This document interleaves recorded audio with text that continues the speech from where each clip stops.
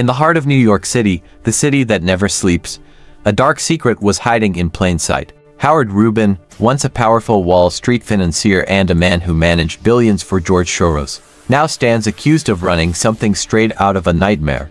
A secret Midtown penthouse turned into what prosecutors call a torture dungeon. For nearly a decade, dozens of women, including former Playboy models, were allegedly lured inside, restrained, and abused. This is the shocking story of how one of Wall Street's elite went from boardrooms to a jail cell. A retired Big Apple financier who worked for years at George Soros' investment firm allegedly tortured former Playboy models and other women in a Midtown penthouse turned BDSM sex dungeon for about a decade, federal prosecutors said. Howard Rubin, 70, was busted by the feds at his Fairfield, Conn home Friday morning on sex trafficking charges for allegedly luring dozens of women to New York City between 2009 and 2019, where he restrained, beat and electrocuted them, the Brooklyn U.S. Attorney's Office said. The famed former money manager, known as Howie or H and worth at least tens of millions of dollars, even appeared to revel in the stomach-turning encounters in text messages with his personal assistant, Jennifer Powers, who is also facing sex trafficking charges tied to the scheme. As alleged, the defendants used Rubin's wealth to mislead and recruit women to engage in commercial sex acts, where Rubin then tortured women beyond their consent, causing lasting physical and/or psychological pain, in some cases physical injuries, Brooklyn U.S. Attorney Joseph Nocella said in a statement. Rubin, the dad of three and successful ex-Wall Street financier with a 30-year career, allegedly abused the women in swanky city hotels and a luxury penthouse near Central Park that he leased for $18,000 a month between 2011 and 2017. Court papers state, one of the West 57th Street penthouse bedrooms was soundproofed and painted red, nicknamed the Dungeon, and had a device that was used to shock or electrocute the women, the feds said. The room also had a cross and bed with restraints where the women would be bound and gagged, according to the authorities. 10 alleged victims were named as Jane Does in the 10-count indictment, but prosecutors said Rubin also recruited dozens more women for his alleged sexually deviant scheme. Many of the women targeted were former Playboy models, the feds said in a letter urging Rubin to be detained. Rubin, a portfolio manager at the billionaire investor's namesake Soros Fund Management between 2008 and 2015, was ordered held without bail Friday evening at a hearing in Brooklyn federal court where he pleaded not guilty.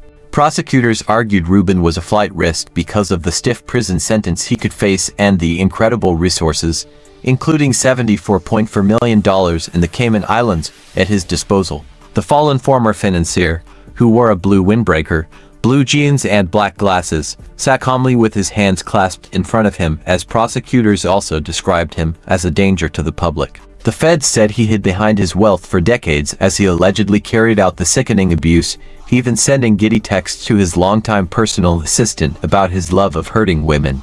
In one of several horrifying exchanges detailed in court papers, Rubin and Powers allegedly discussed electrocuting a tied-up woman's genitals.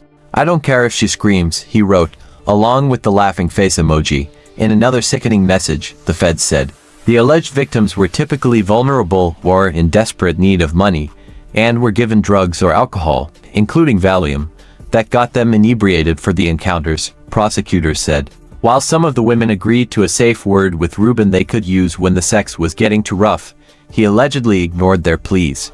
Others were gagged so they couldn't object and he would even continue if the women passed out, prosecutors alleged. Rubin also had a stash of non-disclosure agreements that included a risk of injury disclaimer he kept in a safe that he forced the women to sign, the feds charged. Powers, 45, who started working for Rubin in 2011, was allegedly instrumental in finding the women, mostly through social media, and flying them into New York. After the sexual encounters, Rubin or Powers allegedly paid the victims through a wire transfer or PayPal and Venmo. Typically, the women would receive $5,000 per encounter, but if he was left unsatisfied, he doled out several $1,000s less, according to the feds. At times, he staggered payments to avoid sending $10,000 in a single shot, allowing him to remain under the radar, the indictment alleges. Overall, it's estimated at least $1 million of Rubin's money was spent on the alleged sex trafficking. The former well-heeled Manhattan philanthropist's alleged dirty deeds first came to light in lawsuits nearly a decade ago. Rubin's longtime wife, Mary J. Henry, filed for divorce from him in 2021 after he was accused of sexual abuse in the suits. He was taken to civil court in 2017 by 3 Florida women, to described in court docs as Playboy playmates Mia Little and Amy Moore, and a third, Stephanie Caldwell, said to be a model and a dancer, who accused him of violent sexual assaults. It's unclear what prompted the feds to move forward with the criminal case now. Rubin and Powers, who was arrested Friday in Texas and is expected to be extradited to New York at a later date, are now charged with sex trafficking and transporting women in interstate commerce for sex acts. Rubin was also hit with a federal bank fraud charge for allegedly offering misrepresentations made to a bank while financing Powers' mortgage for a house in Texas she shared with her husband. Both face at least 15 years behind bars if convicted of sex trafficking. Prosecutors detailed a slew of horrifying claims against Rubin, a Harvard MBA whose financial exploits were featured in well-known books Liar's Poker and The Big Short. In another disturbing incident, Rubin, before a planned sex session with 2 women, told one of them that he wanted to abuse the other for hours, the feds alleged. At one point, he was so violent with that woman that her breast implant flipped, and when she complained to Rubin, he sent her tens of thousands of dollars to fix it, the indictment alleges. Other allegations against Rubin, who also did stints at financial firms Salomon Brothers, Merrill Lynch and Bear Stearns, include telling Powers he restrained a woman to a cross, with the assistant replying, "I can only imagine what you did to her on that cross. Did you shock her PY?" He replied he did, but complained his electrocution device was losing strength, describing his shocking activity on his work email at a Manhattan financial institute he worked at, trying to convince another alleged victim that rape was natural and referenced Disney movies like Beauty and the Beast, telling one alleged victim that he contacted a hitman on the dark web to target women suing him, but he ended up not retaining the hired killer. In depositions tied to the 2017 civil case, Rubin and Powers allegedly admitted to transporting women for prostitution, according to authorities. Rubin lost the case in 2020 to win a jury awarded the by then 6 plaintiffs hundreds of thousands of dollars.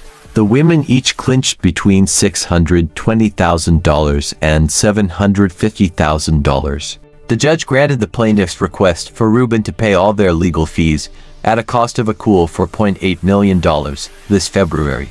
He appealed both decisions, which are pending, but was forced to post bonds for nearly $10 million while those cases play out. Rubin's criminal defense lawyer, at his arraignment, unsuccessfully pushed for a $25 million bond, noting he's a dad of 3 and grandfather of 3. His legal team argued that even though Rubin and his wife were broken up, the two were still amicable, and offered up the $8 million Yorkville apartment she lives in as collateral. Prosecutors also said they were seeking a significant bond for Powers, whose life is essentially funded solely by Rubin. Howard Rubin's story is no longer about Wall Street success, it's about one of the darkest scandals to ever shake the world of finance. For years, he lived a double life, hiding behind money, status, and power. Now, that secret life is unraveling in a courtroom.